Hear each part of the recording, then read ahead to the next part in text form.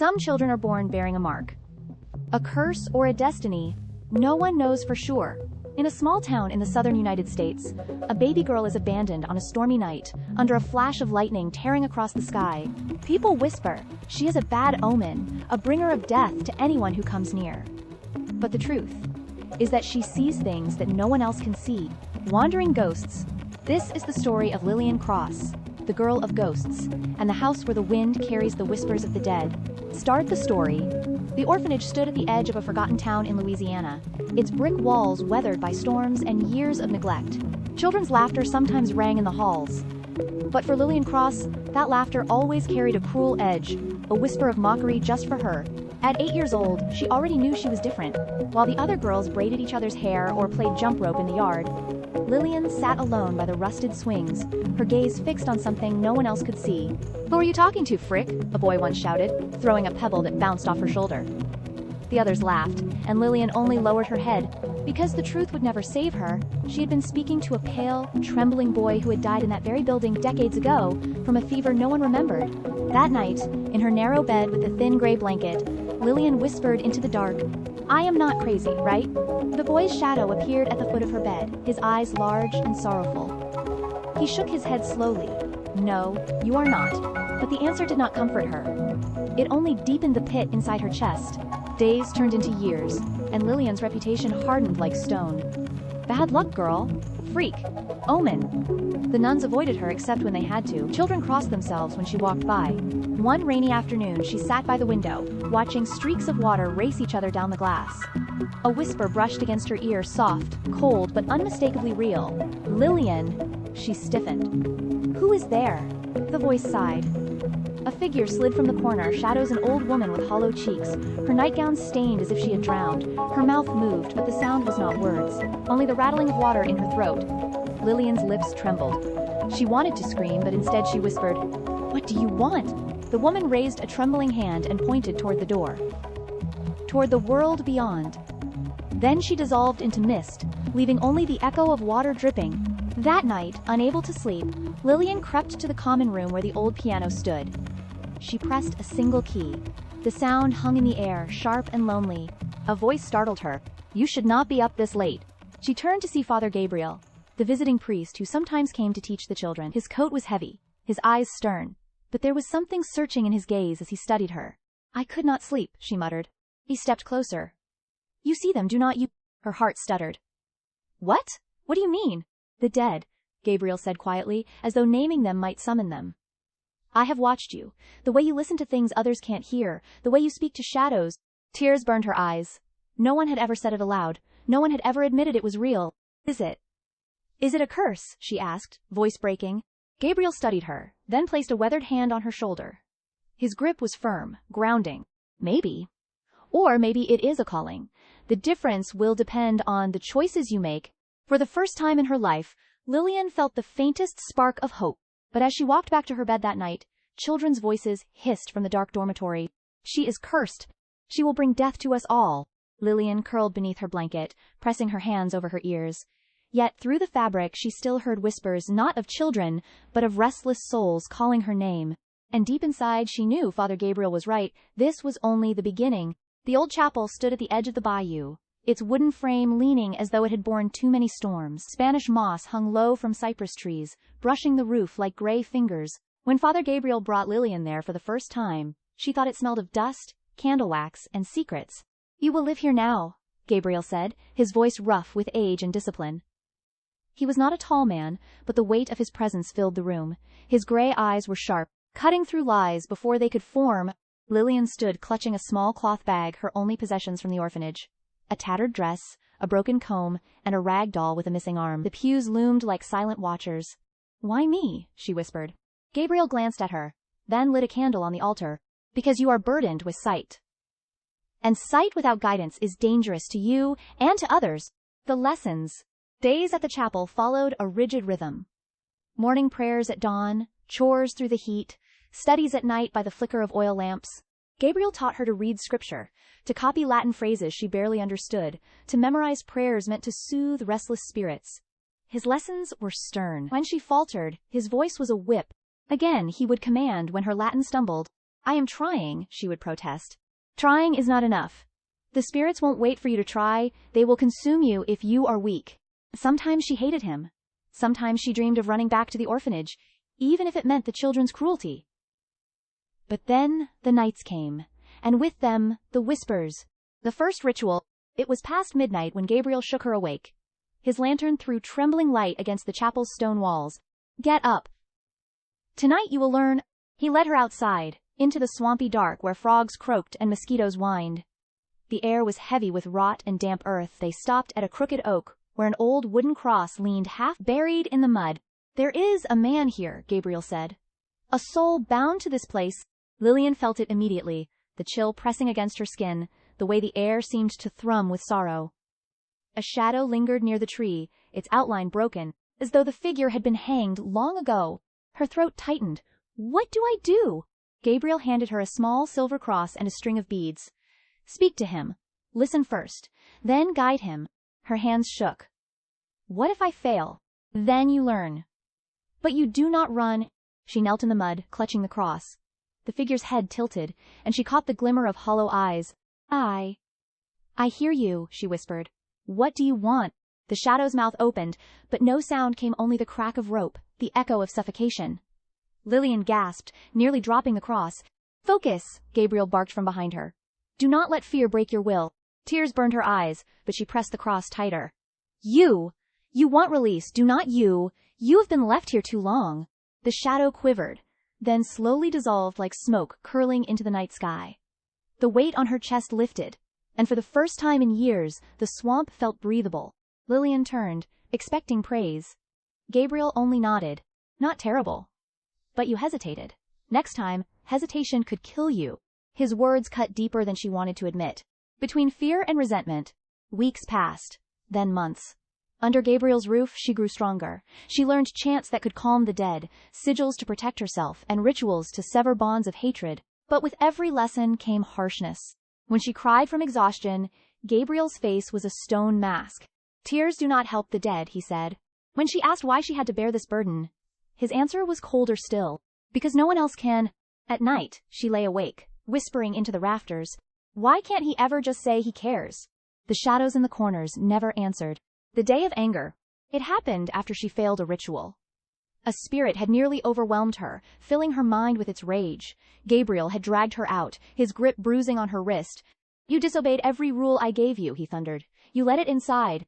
I am not a soldier, she screamed back. I am just a girl. I never asked for this. The chapel walls echoed with her voice. She expected him to strike her, but instead he looked away. For the briefest moment, his eyes softened, as though a crack had opened in his armor. But when he spoke, his tone was iron again. You will thank me one day. Or you will die. There is no third option. Foreshadow of loss. Years later, when Gabriel's body finally gave out, Lillian found the letter hidden among his books. In it, he confessed the truth she had longed to hear.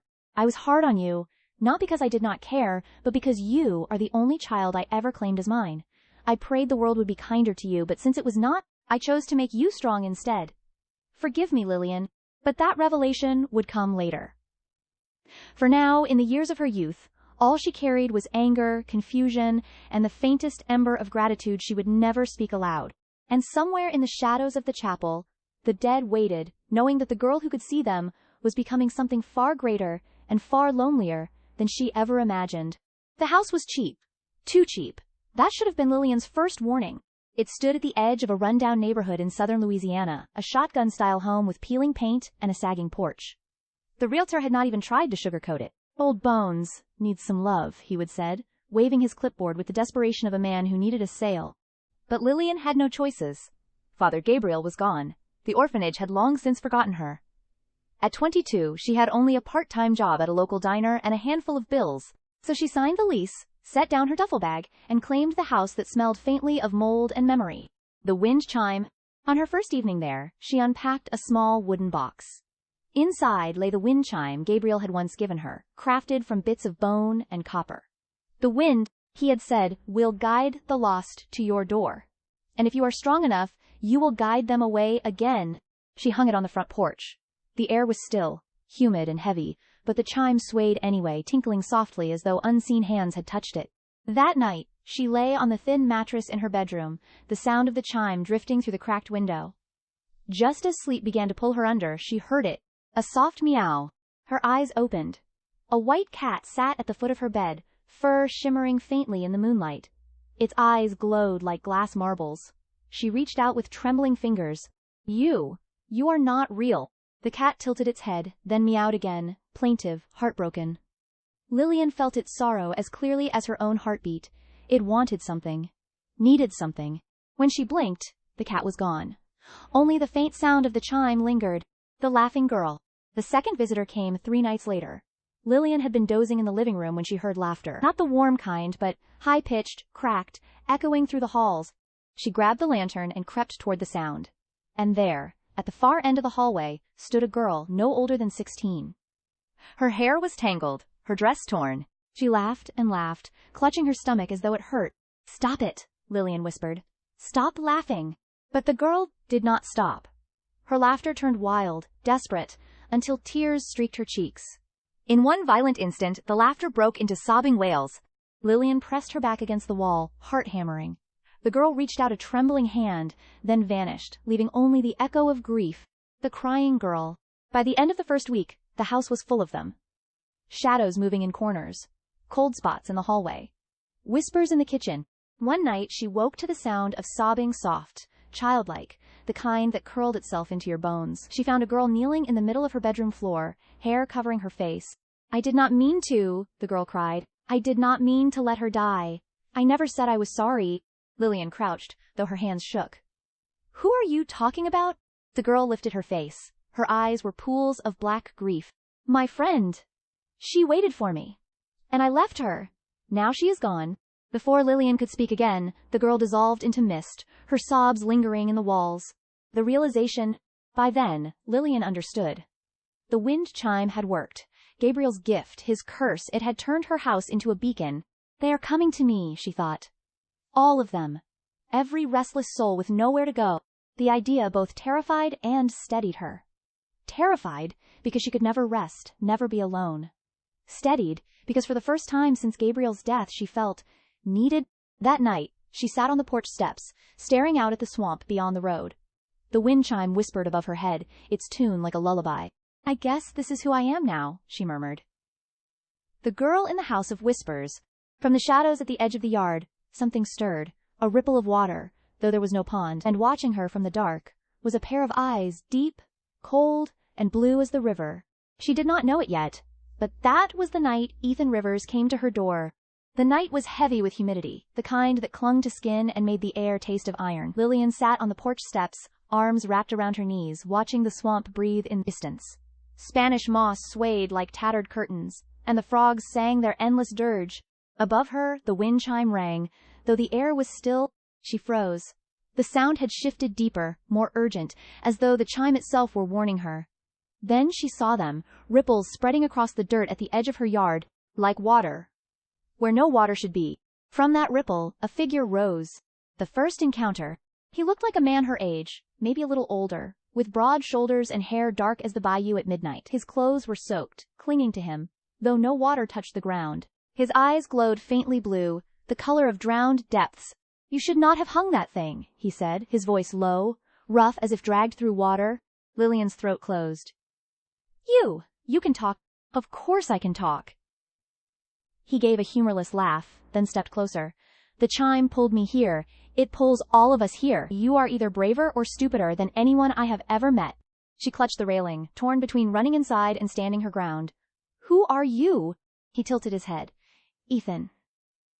"Ethan Rivers." His gaze lingered on her as though testing her. "And you are the girl who sees ghosts." Distrust and curiosity. For days, Ethan lingered. He did not vanish like the others. He haunted the house like it belonged to him. Leaning against doorways, appearing in mirrors, sitting on the porch at dawn. At first, Lillian hated it. "Don't you have somewhere to go?" she snapped one morning as she poured herself weak coffee. "Not anymore," he said. "The river keeps me." "And now, maybe you do too." She slammed her cup down. "I do not want company." He smirked, sharp and bitter. "Then you should not have hung the chime. You invited us in, sweetheart."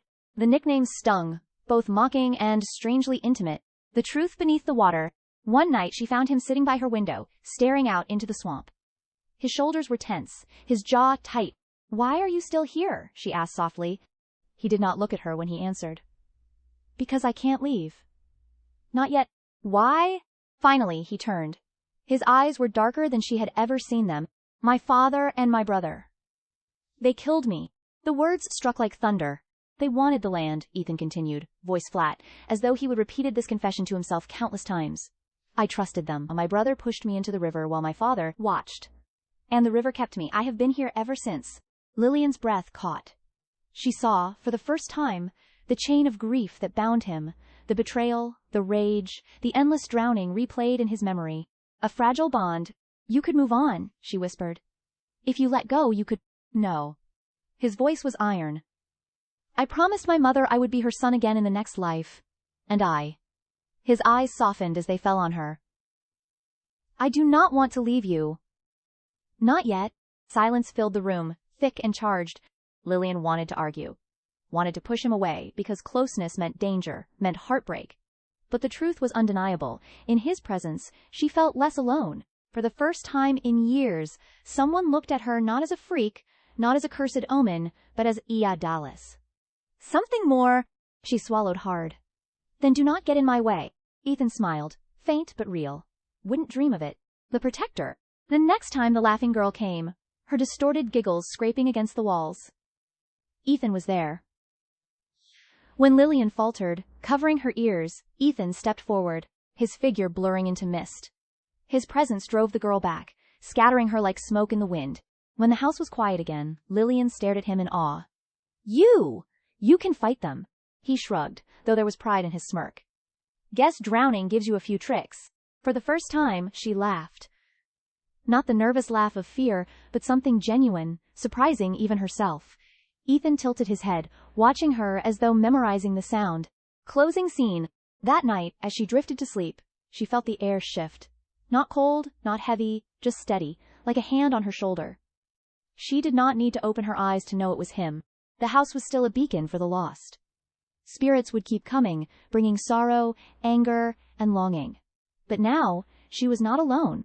Somewhere in the dark, Ethan's voice whispered, soft as the river, "Sleep, Lillian. I will keep watch." And for the first time since Father Gabriel's death, she truly did. The house did not rest. Each night, the wind chimes stirred, and with it came another soul, another weight pressing against Lillian's chest. She had thought she was cursed, but now she understood. She had been chosen to carry what others could not let go. Ethan was always near, watching from doorways, his presence steady like the hush of a river.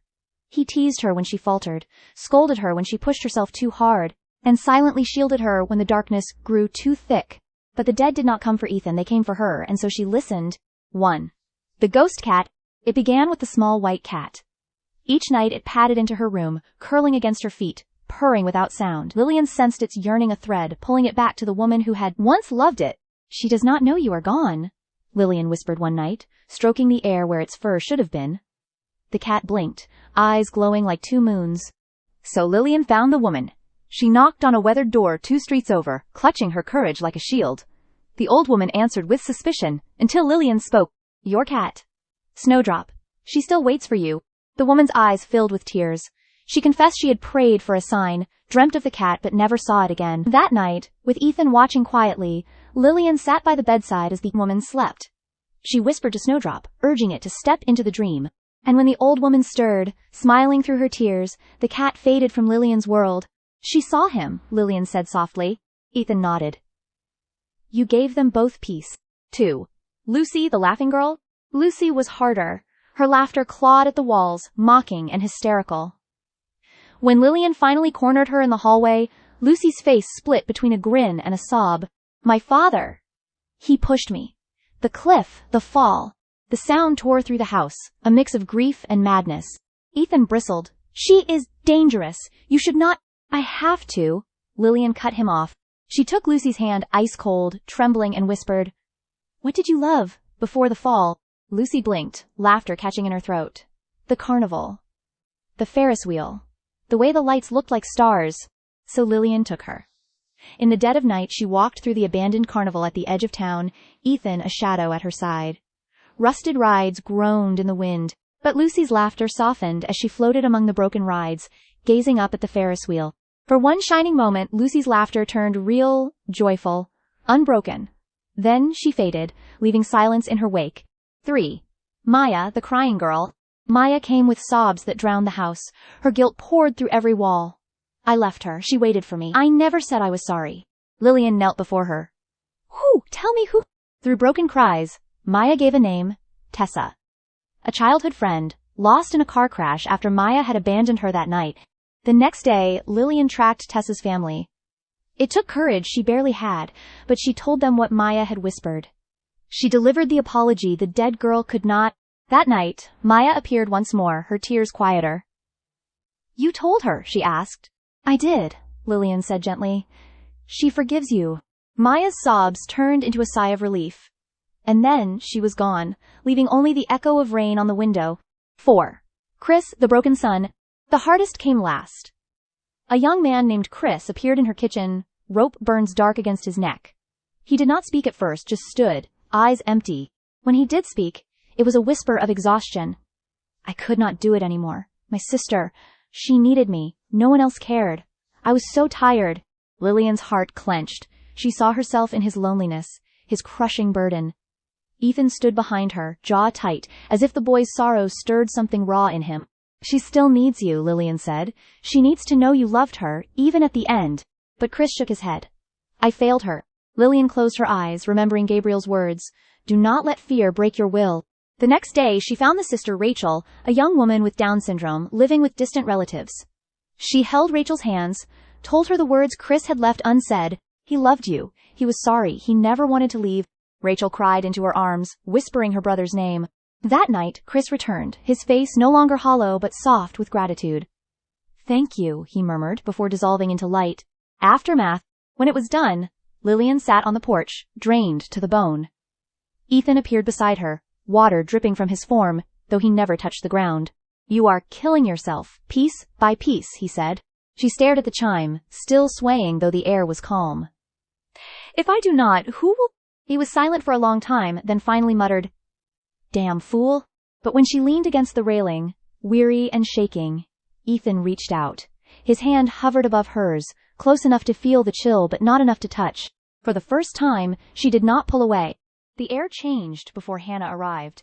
It was not the gentle chill of Maya's tears, nor the nervous laughter of Lucy.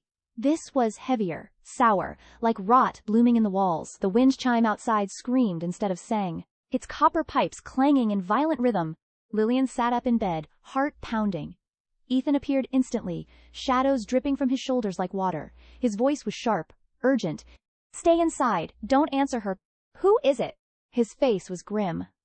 An Opian spirit. A child but consumed by rage. If you open yourself, she will tear you apart. But the house was already trembling. The arrival, the windows rattled, picture frames crashed to the floor, and every door slammed open at once. From the hallway came the sound of small, bare feet running across wood, then laughter. High, piercing, unnatural, a little girl stood in the doorway. Her hair was matted, her dress soaked red with something darker than water. Her face was pale, too pale, but her eyes burned with a hate no child should carry. You are the one who calls us, she hissed, her voice layered, many voices inside one throat. You think you can save everyone. Lillian gripped the edge of the bed. What is your name?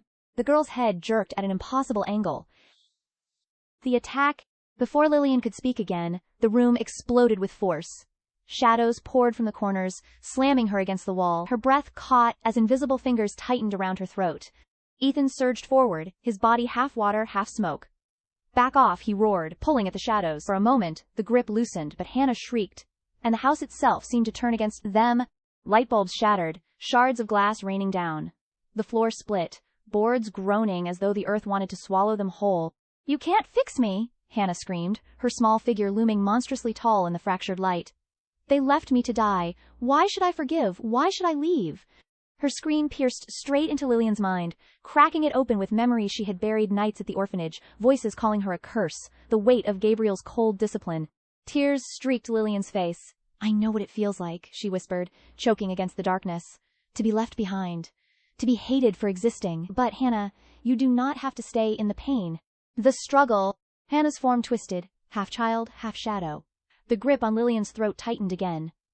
Ethan was fading, his figure distorting as though Hannah's rage was drowning him. "Don't waste your breath," Ethan rasped. "She is too far gone." But Lillian shook her head. "No one is too far gone."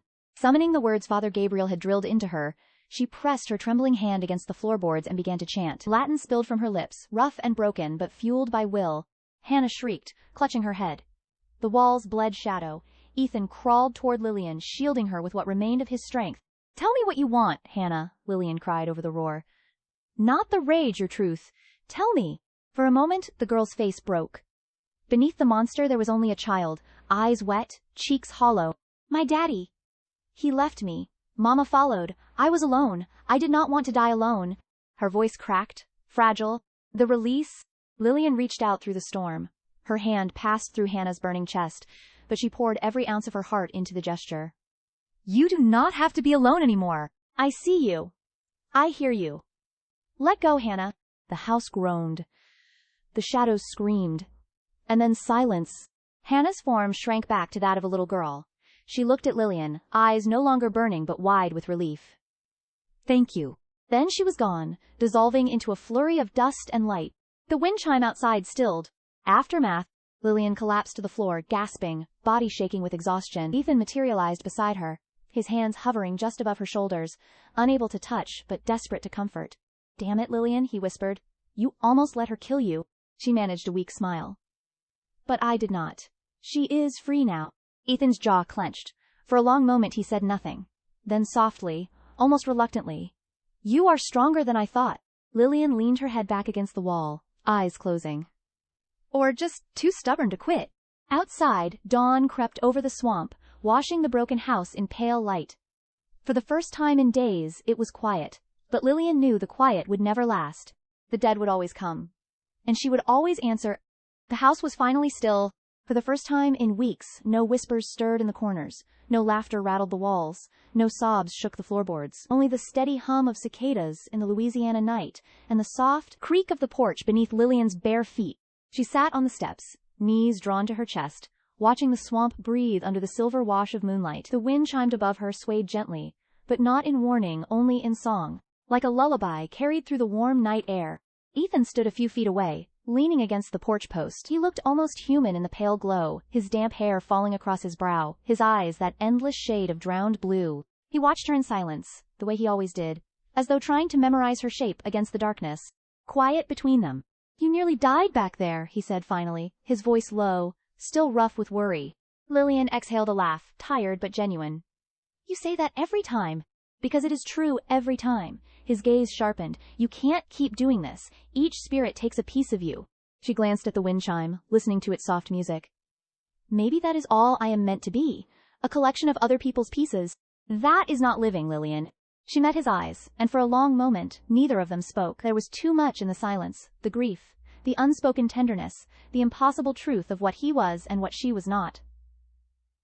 Letting go and holding on, she remembered Gabriel's letter, the trembling words he had left behind. "I made you strong because the world would not be kind. Forgive me, Lillian."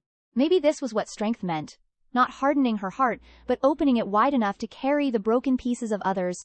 "Ethan," she said softly, "why do you stay?" He hesitated, then moved closer. The air chilled with his presence, but it was not unwelcome. "Because I made a promise to my mother. Because I do not know how to forgive my father and brother. Because—" He trailed off, eyes locked on hers. "Because leaving you feels harder than staying." Her chest tightened. For a heartbeat, she wished she could reach out and touch him, feel warmth instead of cold air. But there would never be warmth between them, not in this life. "Still," she whispered, "then stay. As long as you need—" The house of whispers. The night deepened. Fireflies blinked like fallen stars in the swamp grass. Lillian leaned back on her hands, letting the moonlight soak her tired skin. She knew the silence would not last. More souls would come lost, broken, desperate. Some gentle, some dangerous, and she would answer. Again and again, because it was all she knew how to do. But for this one night, she allowed herself to rest. Beside her, Ethan sat down on the porch steps. His body did not touch hers, could not touch hers, but the nearness was enough. Together, they watched the swamp breathe, two outcasts bound by grief, and something quieter, something almost like love. Above them, the wind chimes sang not in warning, but in promise. Closing image. As dawn broke, painting the horizon with pale gold, Lillian whispered to herself, I am not cursed, I am chosen. The wind carried her words into the bayou, into the world of the living and the dead alike. And in the quiet morning light, the House of Whispers stood waiting, its doors open to whatever came next.